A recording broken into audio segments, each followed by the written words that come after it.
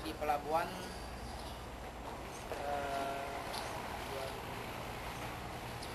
2000 posisinya atas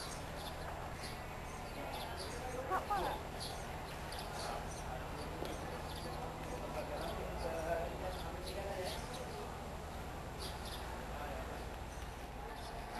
Nama saya Dian Ayu, kameramennya Indah. Kami dari SMP 3.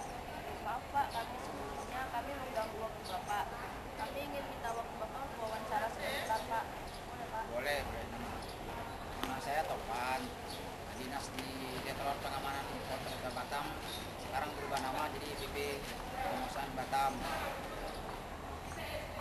Ditempatkan sementara ini di Pelabuhan Domestik Kupang. Kita mulai aja Pak ya? Ya, Sejak kapan Bapak beroperasi Pak? di mana? Di Pelabuhan. pelabuhan 11 tanggal 15 Desember.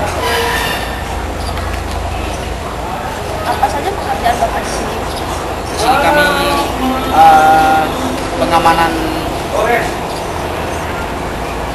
pelabuhan domestik Kupang.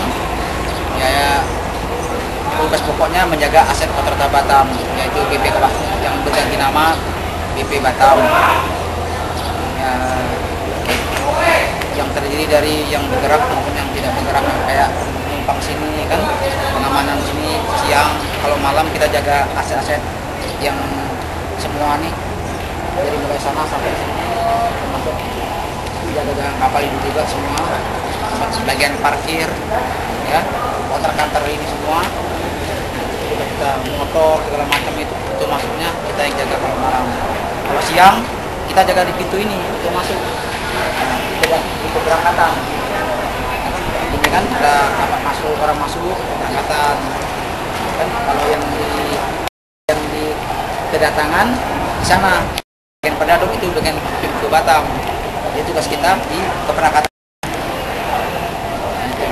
Jadi beda, apakah pekerjaannya sama dengan kayak security gitu Pak? Sebenarnya pekerjaannya hampir sama dengan security sebenarnya, cuma bedanya kita kan kalau security kan sifatnya swasta kan, kalau kita PNS gitu. Tapi karena ini berhubung aset pelabuhan ini aset BP kawasan yang dulu namanya Otorita Batam, makanya kita di bagian pengamanan Otorita Batam ini, BP kawasan ini jaga aset kita ini aset kita. Jadi pada prinsipnya tugas itu hampir sama gitu.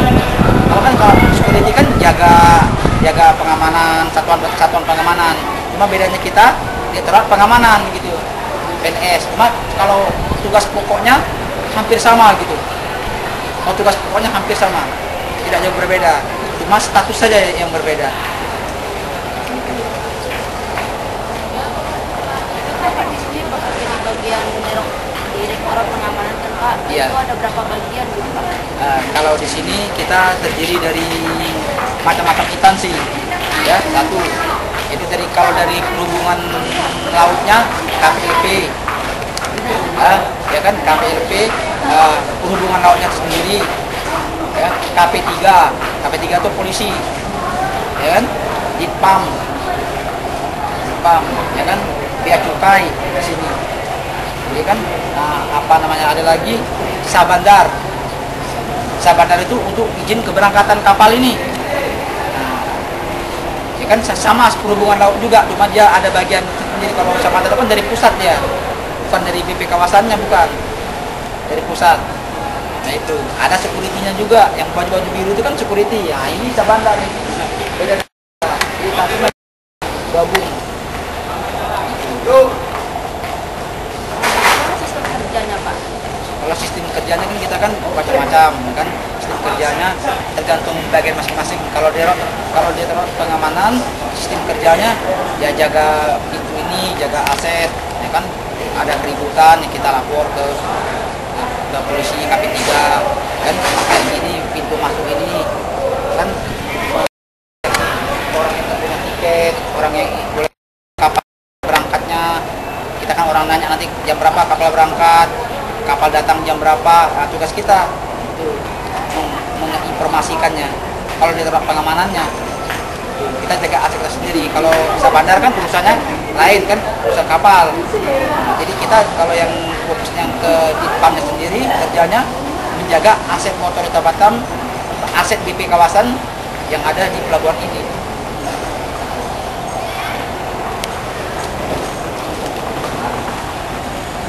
Apakah Ditpam atau BP Batam ini hanya ada di Batam aja, Pak? Betul.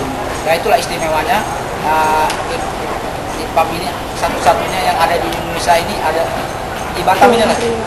Kalau di tempat lain nggak ada. Nah, karena BP Batam ini ditugaskan oleh pemerintah pusat untuk membantu mempercepat kawasan industri yang ada di Pulau Batam, khususnya di Indonesia. Jadi BP Batam ini kepanjangan tangan pemerintah pusat. Jadi kalau pada BP Batam ini bagaimana dengan pemerintah pusat? Ya, pemerintah pusat itu kayak pelabuhan, ya kan?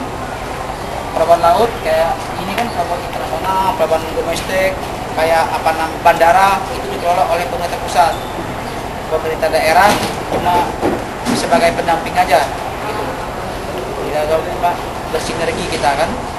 Nah itu jadi pemerintah khususnya pelabuhan laut, bandara segala macam itu dikelola oleh pemerintah pusat. Nah, kepanjangan tangan kita ini adalah BP Batam ini kepanjangan tangan dari pemerintah pusat. Itu. Jadi cara kerjanya ya berdasarkan itu perintah dari pusat kan. Jadi kita kalau ini bersinergi lah pemerintah pusat dengan daerah gitu. Cuma kalau di khusus pelabuhan ini pemerintah daerah nggak ikut campur. Cuma ada yang pemerintah pusat aja. Kecuali yang di Pedaduk sana itu udah lain. Sudah berapa tahun Ditpam ini berdiri, Pak? Ditpam berdiri semenjak ada Otorita Batam lah. Otorita Batam adanya mulai berkiprah tuh tahun 86, 87 salah, sampai sekarang. Itu pun udah berganti nama 2 kali, dari Otorita Batam, dulu kan Otorita Batam, berubah ke Badan Penguasaan Batam, namanya disingkat BP Batam.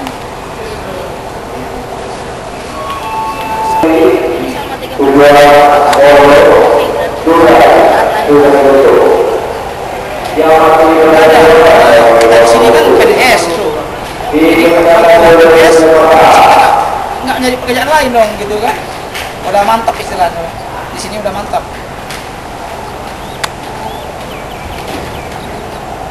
Bapak bekerja di Ditpam atau di pelabuhan ini karena kemauan sendiri atau karena ada dorongan dari pihak lain, Pak? Ya kita kalau PNS itu kan bersedia di tempat dinas saja, kan? Jadi kita di loreng pindah kemana-mana pindah. Jadi bukan kemauan kita, kemauan pimpinan lah. Kalau pimpinan bilang kita pindah, kita pindah. Jadi bukan kemauan kita, kemauan pimpinan lah. Jadi kita dipindahkan di mana saja sama aja. Mau di rumah sakit, mau di bandara, mau di pelabuhan Universitas Kupang ini. Itu kemauan kita, kemauan pimpinan lah. Pindahkan kita kemana aja. Rata-rata penghasilan di Ditpam ini berapa, Pak? Kalau di Ditpam ini per bulan ya itu? Per bulan ya sekitar 5.300.000 lah per bulan.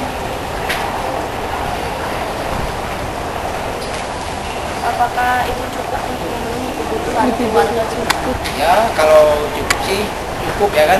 Kalau nggak cukup, kalau tergantung kita yang mengelolanya ya kan. Kalau uang seberapa pun biar waktu nggak cukup. Tapi ya kita ada manajemen keuangan lah istilahnya kan.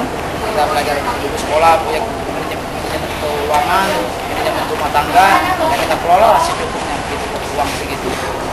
Tapi secara kalau hidup di Batam ya sudah cukup juga sih. Ya kan? Harus dicukupin lah kalau gitu. Apakah suka Bapak sama sukanya ya kita kan apa namanya, sukanya ya kita ya otomatis ya dalam 1 bulannya, karena di PNS ini otomatis kita pada penghasilan kita itu tetap gitu. Jadi kita nggak perlu mending kan 1 bulan tanggal 28 gajian ya kan, itulah sukanya.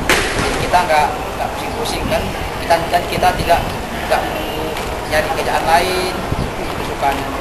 Banyak kawan, kita dipindahkan kemana, kadang kita pengalaman banyak, kadang di rumah sakit dipindahkan, kadang di pelabuhan, bertambah lagi kawan, itu sukanya ya kan, nengok pemandangan, nengok ya kan, nengok orang-orang bermacam-macam orang, bisa nengok kapal, bisa itulah sukanya. Kalau dukanya iyalah, dukanya kita lagi senang di pelabuhan atau dipindahkan gitu ya kan, lagi banyak kawan di sini dipindahkan itu. Tapi pada prinsipnya banyak sukanya lah daripada dukanya. Kita jalani aja kan. Kalau kita istilahnya banyak mikir dukanya, dipindahkan kita sedih, jadi motivasi kerja kita nggak ada, ya kan? Kalau untuk generasi yang akan datang, dan juga generasi yang akan datang. Pesan saya ya, kita kalau kita sebagai pekerja, terutama PNS ya, sebagai saya, karena saya sekarang posisi saya PNS ya, ya baik-baiklah kita dimanapun kita bekerja, kita bisa menjadi dengan lingkungan, situasi dengan kawan-kawan baru, ya kan, termotivasi untuk belajar, jangan bosan-bosannya belajar, bergaul, jadi menambah wawasan kita. Jadi jangan terfokus kalau dipindahkan kita sedih, jangan. Kita sebagai PNS bersedia ditempatkan di mana saja, mau dipindahkan kemana gitu. Jadi jangan, kalau kita udah senang di sini nggak mau pindah lagi ya kan itu. Jadi ya itu pandai-pandai lah kita, apalagi sekarang zaman sekarang ini, zaman globalisasi ini, pandai-pandai menempatkan diri lah kita ya. Mungkin cukup itu saja kan yang ingin kami